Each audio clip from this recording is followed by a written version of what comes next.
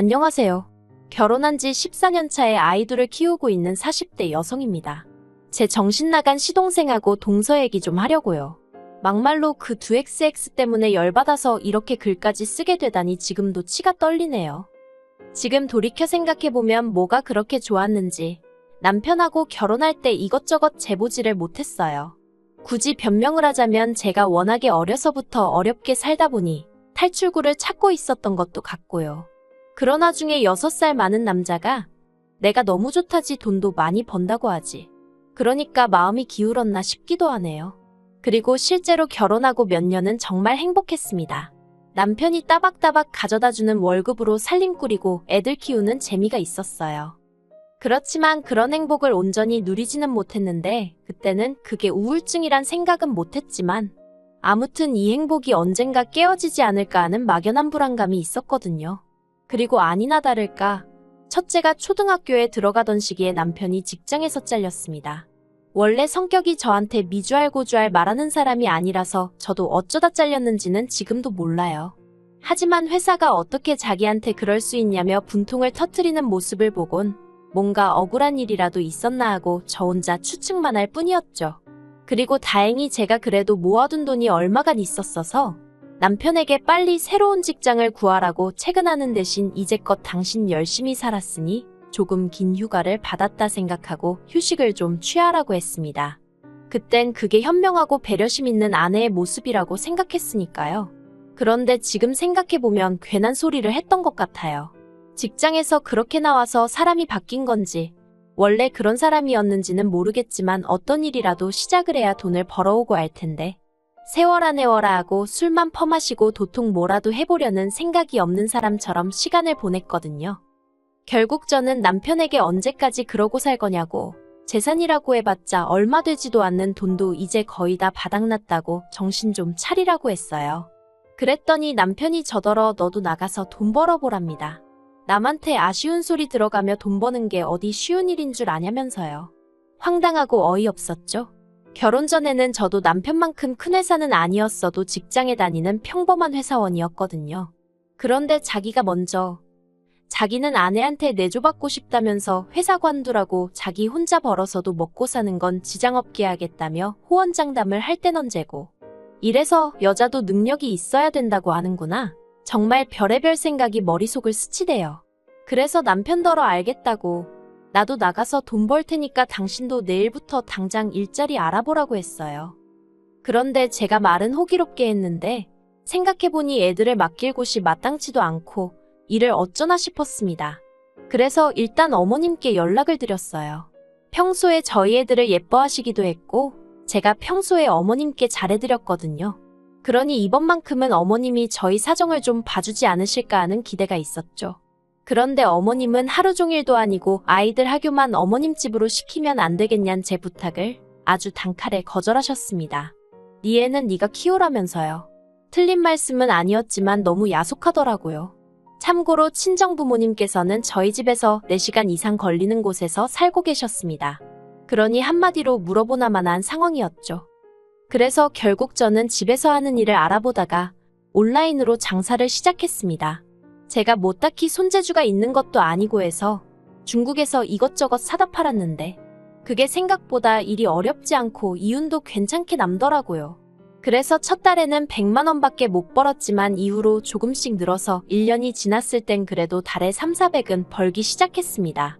그러자 처음엔 기껏 취직하겠다고 큰소리치더니 겨우 하는 게 1,000원, 2,000원짜리 파는 거냐며 무시하던 남편도 언젠가부턴 이달엔 얼마나 팔았냐며 관심을 보이대요. 참고로 남편은 이후로 예전 회사에서 같이 일하던 직원이 차린 회사에 나가고 있었어요. 일하는 시간은 저보다 길면서 돈은 저보다 덜 벌었고요. 아무튼 그렇게 장사를 해오던 어느 날 청천벽력 같은 소식이 들려왔습니다. 그날도 평소랑 다를 것 없는 날이었는데 어머님한테 전화가 왔어요. 그리고 어머님은 다급한 목소리로 아버님이 지금 119에 실려가셨다며 저더러 당장 병원으로 오라시대요. 놀라서 하던 일도 멈추고 병원으로 쫓아가니 뇌경색으로 쓰러지신 아버님이 자리에 누워 계셨어요. 이후로 아버님은 중환자실로 들어가셨고 결국 요양병원으로 가시긴 하셨지만 그 과정에서 모든 병간호는 제 몫이었습니다. 남편은 회사 일을 핑계로 어머님은 나이를 핑계로 병간호는 못한다지. 그렇다고 24시간 내내 간병인을 쓸만한 형편도 아니었지. 그러니 자연스레 그 화살이 저한테 향하더라고요. 사실 남편에게는 겨우 2살 차이 나는 시동생도 있었는데 시동생과 동서 중 누구의 뜻이었는지 아니면 부부가 한마음이었던 건지는 몰라도 처음부터 병간호는 못한다며 대신 차라리 돈으로 때우겠다고 하대요. 그래서 제가 돈은 나도 있다고 했지만 뭐 무조건 못한다고 배째라고 나오니 한마디로 제가 어떻게 할 방법이 없었죠. 하지만 제가 병간호를 떠맡은 건 단지 이런 이유만 있었던 것은 아닙니다. 저는 그저 제 애들 보기 부끄럽지 않게 제 할도리는 하겠다는 마음으로 아버님 병간호를 한 거예요. 병간호하느라 피곤한 것과 모른 채 하고 찜찜한 것 중에 고르라 하면 몸은 피곤할지언정 마음이 떳떳한 게 낫다고 생각하기도 했고요. 하지만 아버님은 결국 3년 만에 돌아가셨습니다. 그리고 그때까지 시동생은 1원 한 푼 내놓지를 않았어요. 자기들도 애 키우고 어쩌고 하느라 돈 들어갈 데가 많아서 도통 여유가 없다면서요. 그리고 하늘도 무심하시지. 아버님께서 돌아가시고 얼마 지나지 않아 어머님이 대장암 3기라는 진단을 받으셨습니다. 그리고 이때부턴 정말 하루에도 몇 번씩 눈물만 났어요. 왜냐하면 남편이고 어머님이고 당연히 제가 어머님 병간호를 해드릴 거라 생각하는 눈치였거든요. 남편은 심지어 저더러 자기 어머니를 살려달라며 눈물을 보이는데 어이가 없어서 환장하겠더라니까요. 정말이지. 이게 내 팔자가 사나워서 이런 건가? 아니면 이 집구석에 뭐가 있기라도 한가? 솔직히 돌아가신 아버님을 탓할 일도 아니고 어머님이 원해서 암에 걸리신 것도 아닌데 정말 두 분 다 원망스럽고 남편도 꼴보기 싫고 애들한테도 미안하고 아무리 생각해도 나는 잘못한 게 없는데 왜 내가 이렇게 고생을 해야 하나 싶은 게 정말 어디 아무도 없는 데 가서 꺼이꺼이 울고 싶은 심정이었어요. 그리고 결국 저는 죽이 되든 밥이 되든 하는 데까지 내보자 생각하고 또 어머님 병간호를 시작했습니다. 그러자 이때는 시동생도 미안하긴 했는지 병원비에 보태라며 200만 원을 보내왔어요. 하지만 그게 처음이자 마지막으로 시동생이 지 부모 병원 생활할 때 한 아들 노릇이었네요. 어머님의 병간호를 하는 동안에도 저는 돈은 돈대로 벌어야 했고 살림도 해야 했고 그 와중에 애도 키워야 했으니 솔직히 어디다 말은 못했지만 이러다 내가 먼저 죽는 거 아닌가 싶대요. 살도 10kg 넘게 빠지고 탈모까지 생겼으니까요. 그런데도 제가 어머님을 끝까지 책임졌던 건 어머님이 매번 저에게 미안하다 고맙다는 말씀을 해주셨기 때문입니다. 그래도 알아주시니 감사해서 그리고 그런 어머님이 안쓰러워서 그냥 힘닿는 만큼은 어떻게든 해보자 하곤 버틸 수 있었달까요? 하지만 결국 지독한 항암 치료를 견디지 못하고 어머님도 세상을 떠나셨어요. 그리고 어머님이 저와 남편 앞으로 당신이 사시던 작은 아파트 한 채를 남기셨지요. 그래서 남편과 저는 그 아파트를 팔아서 저희 대출을 갚았습니다. 사실 아버님 때부터 시작해서 저희가 매번 병원비를 부담하고 있었기 때문에 정작 저희 대출은 이자만 간신히 갚아가는 정도였거든요. 그리고 저희는 병원비 때문에 마이너스 통장도 쓰던 상황이었기에 그것도 정리했습니다. 그렇게 갚을 거 다 갚고 정리하고 나니까 1억 4천 정도 남더라고요. 솔직히 마음 같아선 그 돈 전부 다 제가 갖고 싶었어요. 저도 사람인데 그간 제가 한 고생에 대해서 보상을 받고 싶었던 게 솔직한 심정이었죠. 하지만 법이라는 게 그렇지 않으니 시동생에게 정확히 반 갈라줬습니다. 그런데 얼마 전, 그러니까 어머님 돌아가신 지 반년쯤 되던 시기였거든요. 생각지도 못한 이야기가 들려왔어요. 시동생네가 이혼을 하기로 했답니다. 제가 남편에게 갑자기 뜬금없이 그게 무슨 소리냐고 물으니 남편이 저희가 준 7천이 문제였던 것 같대요. 그래서 제가 그게 무슨 말이냐고 알아듣게 설명 좀 해보라 했습니다. 그리고 그렇게 듣게 된 이야기는 정말 말 같지도 않고 웃기지도 않대요. 동서가 어머님 사시던 아파트 매매가가 얼만지 알아봤는데 왜 자기들 몫이 7천밖에 안 되냐면서 난리를 쳤다나요? 그리고는 시동생더러 저희를 만나서 단판을 짓고 오랬다는 거예요. 가서 정확히 절반을 받아오라고 안 그러면 이혼이라고요. 그런데 시동생이 형님이랑 형수 그러니까 저희가 병간호만 몇 년을 들었는데 그동안 자기네가 한 게 뭐가 있다고 그런 소리를 할 수 있냐고 못한다고 버텼나 봅니다. 그래서 결국 이혼하기로 했다는 거예요. 7천 중 5천은 동서가 가져가기로 했고요. 그 소리를 듣는데 기도 안 차서 솔직히 둘이 비슷하니 한 이불 덮고 살지 싶었고 그러면서도 지부모가 아픈데 코빼기도 안 비추는 시동생이 문제지 동서가 문제겠냐 싶어서 동서한테는 병원에 오라 소리도 한 번 한 적이 없어요. 그런데 둘이 이혼하게 된 이야기를 듣고 있으니 시동생도 불쌍하고 동서가 문제다 싶대요. 하지만 거기까지였을 뿐 제가 나설 자리도 아니다 싶었고 제가 뭐 달리 해줄 수 있는 것도 없더라고요. 그저 어이가 없다고 말 한마디만 했죠. 그런데 남편이 제 눈치를 살살 보더니 그러지 말고 그냥 우리가 돈을 좀 더 주면 어떻겠냐입니다. 저 나이에 자기 동생 갑자기 혼자 되면 어떻게 사냐고요. 황당하고 기도 안 차서 남편한테 그 나이에 혼자 사는 남자가 얼마나 많은데 걱정할 걸 하라고 했어요. 무슨 한두 살 먹은 어린애도 아니고 굶어 죽기야 하겠냐고 멀쩡히 직장 다녀 집 있어 뭐가 걱정이냐고요.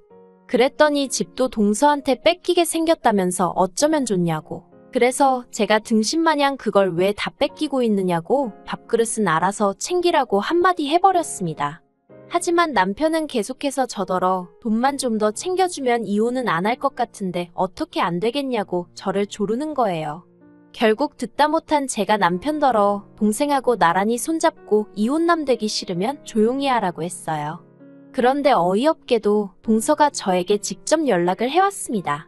그리고는 자기네 이혼하기로 한 이야기 들으셨냐길래 들었다고 뭐 성인들끼리 그렇게 결정을 내렸다니 어쩌겠냐 했죠.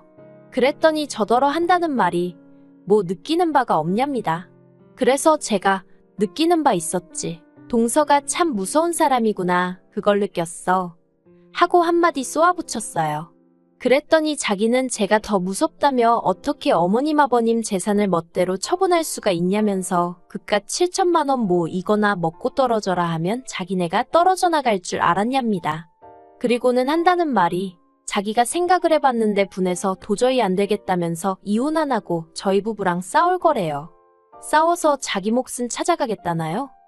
그리고 이 이야기를 남편에게 전하니 남편도 예전과는 달리 아주 격양된 반응을 보였습니다. 이혼할 동생이 안쓰러워 전전긍긍하던 모습은 온데간데 없고 그거 미친 X 아니냐면서 난리가 났죠. 그리고는 그걸로도 분이 안 풀렸는지 시동생더러 네 마누라 데리고 당장 오라고 전화에다 대고 소리를 고래고래 지르는 거예요. 그렇게 저희 부부와 시동생 부부가 마주하게 되었습니다. 시동생은 영문을 모르겠다는 표정으로 저희 부부더러 도대체 무슨 일이냐고 물었고 그런 시동생에게 네 마누라한테 한번 물어봐라 하고 남편이 소리를 쳤어요. 저희 남편이 동서더러 마누라니였더니 시동생 앞에서 그런 식으로 부른 적이 없었거든요. 그래서 시동생이 정말 깜짝 놀란 눈치였습니다. 그리고 그때 동서가 자기가 뭐 못할 말이라도 했냐면서 시동생더러 내가 형님한테 법적으로 해보자고 그랬다고 싸워서라도 우리 목숨 받아내겠다고 그랬어. 하곤 언성을 높이대요. 그러자 시동생은 한숨을 푹 내쉬었는데 놀랍게도 그게 다였어요. 솔직히 저는 시동생이 자기 마누라한테 뭐라고 말 한마디라도 할 줄 알았습니다. 네가 뭔데 나서냐? 가만히 있어라 뭐 그런 말이요.